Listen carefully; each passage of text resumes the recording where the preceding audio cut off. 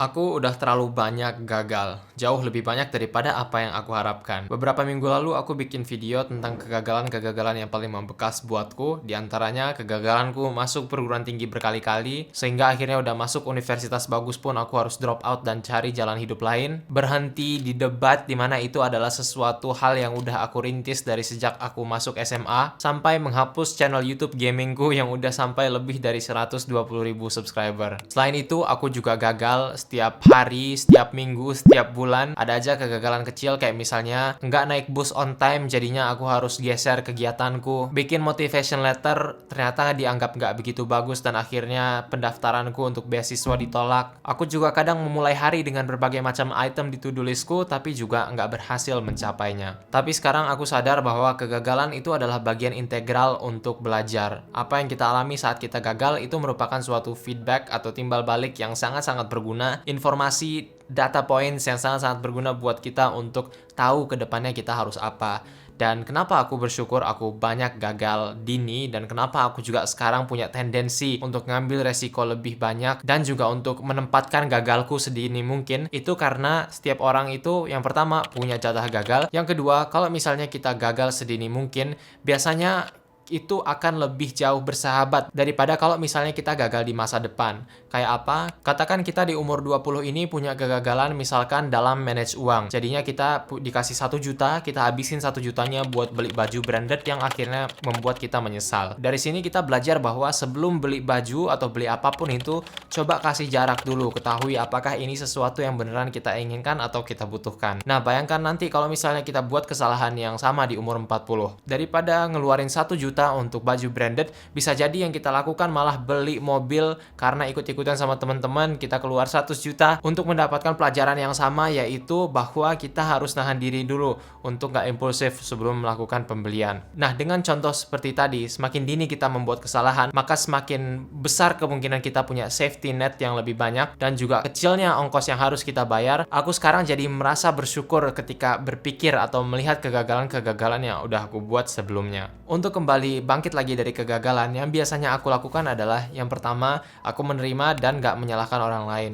Misalnya apa, dulu pas aku lomba, itu sering banget antara aku, guruku, atau teman-temanku, kalau misalnya kalah, nanti bilangnya jurinya yang kurang kompeten, panitianya yang kurang bagus. Mungkin ada kenyataan di sini dan memang ada saat-saat dimana kita bisa memberikan kritik valid agar semua pihak jadi lebih bagus, dan juga karena memang kenyataannya banyak orang yang gak menjalankan tugasnya dengan baik dan harus kita berikan kritik dan kita harus menerima itu supaya nggak ada pihak yang dirugikan. Tapi menurutku gimana pun pihak luar bertindak, kita seringkali nggak bisa melakukan apa-apa. Kita bisa komplain, kita bisa bilang ini, bilang itu, tapi biasanya itu nggak ngerubah apa-apa. Yang ada malah kita jadi lebih pahit atau kita jadi merasa kayak terjebak di dalam posisi dimana kita nggak bisa ngapa-ngapain, dan itu sangat-sangat melelahkan.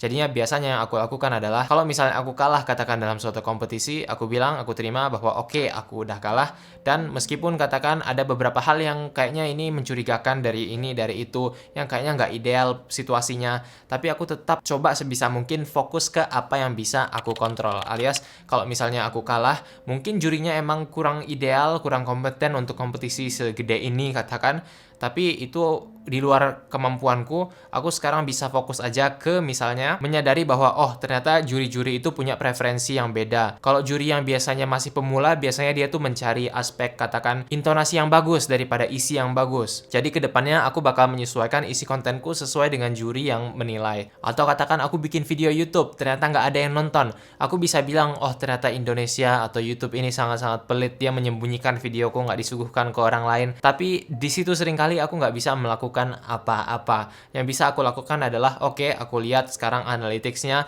ternyata di 15 detik pertama udah terlalu banyak orang yang click away, udah pergi dari videonya. Jadi mungkin untuk next-nya aku bisa mulai video dengan suatu hook yang lebih catchy, alias lebih membuat penonton tertarik untuk menonton sisa dari videonya. Yang kedua adalah sadari bahwa sebenarnya peristiwa apapun itu termasuk kegagalan adalah peristiwa netral. Apakah dia baik atau enggak, dia sehat atau enggak buat kita, itu tergantung dengan narasi atau cerita yang kita kaitkan kepadanya. Sebagai manusia, kita adalah storyteller atau pencerita yang sangat-sangat bagus. Misalnya kita ngechat seseorang terus harian nggak dijawab, kita langsung berasumsi bahwa orang ini benci kita, orang ini udah melupakan kita, orang ini bersenang-senang tanpa kita. Padahal kenyataannya ya orangnya mungkin lagi lupa aja, atau lagi mandi, atau lagi apapun itu. Jadi suatu peristiwa itu emang bener-bener bisa jadi positif atau negatif tergantung dengan cerita yang kita kaitkan ke situ. Jadi sekarang kalau misalnya aku gagal, aku selalu pandai untuk membuat atau menceritakan cerita yang bagus kepada diriku sendiri. Sebenarnya udah aku lakukan sepanjang video ini, dimana dari tadi aku bilang aku bersyukur ketika mengalami kegagalan karena aku jadi bisa menghindari belajar pelajaran yang sama dengan ongkos yang lebih besar di masa depan, dan hal-hal kayak tadi yang udah aku sebutkan itu sebenarnya adalah bentuk storytellingku aja untuk merasa lebih baik tentang kejadian ini. Jadi sekarang setiap kali aku mengalami kegagalan, aku selalu coba untuk selalu ngaitin cerita yang positif terhadap kegagalan tersebut. Misalnya aku gagal untuk kejar kereta api on time sehingga aku harus pergi hari berikutnya. Daripada aku katakan menyeletuk dan komplain bahwa aduh ini aku kayaknya teledor banget, ceroboh banget, jadi ketinggalan kereta api. Daripada aku ngomong kayak gitu, aku jadi ngomong kayak misalnya, oh bagus dong aku ketinggalan, jadi aku punya 1 hari lebih untuk lihat-lihat kota ini, atau aku bisa cobain makanan yang kemarin belum sempat aku beli, dan semacamnya. Yang ketiga, coba pisahkan antara diri kita dan aksi yang kita lakukan. Seringkali kayak tadi yang aku bilang, kalau misalkan kita membuat kesalahan, kita langsung nunjuk ke diri kita, kayak misalnya kita ceroboh lah, kita ini nggak mampu lah, kita ini kurang pintar, kurang pandai, dan semacamnya. Terutama kalau misalnya kita punya sejarah bahwa ada orang penting menurut kita yang ngomong kayak gitu ke diri kita, dan itu membekas sampai sekarang,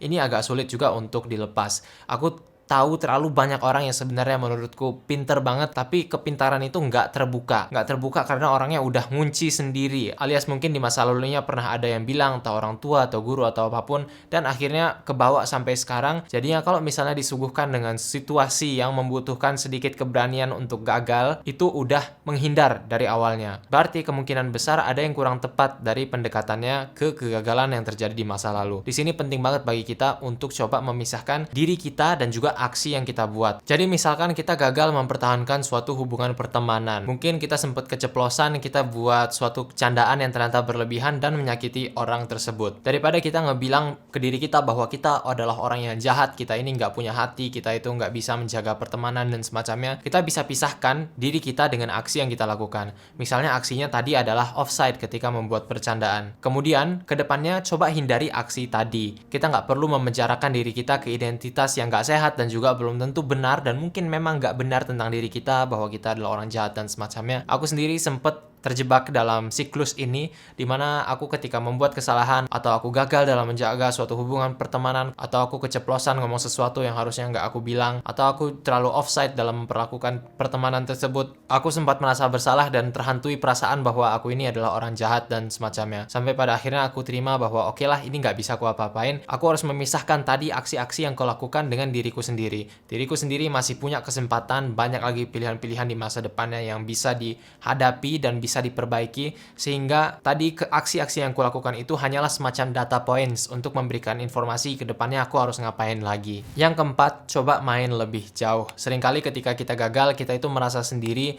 kita merasa nggak kayak orang-orang di sekitar kita. Ini terjadi waktu aku salah jurusan, dimana jurusanku teknik. Ayahku sendiri lulus dari fakultas yang aku tinggalkan waktu itu. Tetangga-tetanggaku, lingkungan sekolahku itu dikelilingi hal-hal yang berbau teknik, karena aku saat ini tinggal di kota minyak. Satu-satunya bentuk sukses yang ku ketahui kala itu adalah bentuk sukses jalur kuliah teknik dan kerja di bidang teknik. Jadi ketika aku menyadari bahwa aku nggak cocok di sana dan aku kurang pandai melakukan beberapa hal yang dibutuhkan di sana, aku merasa bodoh, aku merasa nggak kompeten, dan aku merasa kayak itu aku sendiri yang seperti itu. Orang-orang di sekelilingku berbeda, berarti yang salah itu adalah sesuatu denganku. Tapi ternyata masalahku di sini adalah hanya karena aku mainnya kurang jauh. Dari aku kecil sampai gede itu dikelilingi oleh lingkungan ini aja. Aku nggak pernah pindah-pindah ke sana kemari, jadi aku taunya orang-orang yang sama, karir-karir yang sama, jurusan-jurusan yang sama. Dan ketika aku sadar aku beda, aku merasa seperti kegagalan yang besar. Sampai pada akhirnya aku buat channel YouTube ini. Karena aku buat channel YouTube ini, berbagai macam orang dari berbagai macam background, topik, jurusan ini dan itu datang, dan aku jadi punya koneksi-koneksi yang aku bikin secara online. Dimana karena dunia onlineku, aku bisa bertemu dengan berbagai macam hidup alternatif yang orang lain jalani. Ada yang kuliah di luar negeri meskipun beasiswanya sebagian tapi ditutup oleh kerja part-time-nya yang nyuci piring di restoran. Ada juga yang dia nggak kuliah sama sekali tapi masih bisa bahagia. Ada juga yang kayak aku, dia kuliah teknik ternyata nggak cocok terus keluar. Ada juga yang sama kayak aku, kuliah teknik nggak cocok tapi lanjut. Banyak macam-macam kehidupan yang dijalani oleh orang lain. Dan sangat naif rasanya kalau misalnya kita berpikir cuma satu mode kehidupan aja yang bagus atau yang bisa dianggap berhasil di dunia. Dulu aku merasa bahwa kalau misalnya dia nggak teknik, kalau misalnya dia nggak masuk universitas top 3, itu maka kualitasnya lebih rendah daripada yang ada di kategori-kategori itu. Tapi ternyata aku salah sangat besar. Manusia nggak bisa dinilai dari itu aja, dan ketika kita main lebih jauh barulah kita sadar. Katakan di Indonesia universitas top 3 itu memang jadi kayak hidup mati bagi banyak orang. Tapi ternyata kalau aku pikir-pikir, kursi di universitas top 3 itu emangnya ada berapa? Katakan ada 50.000. 50.000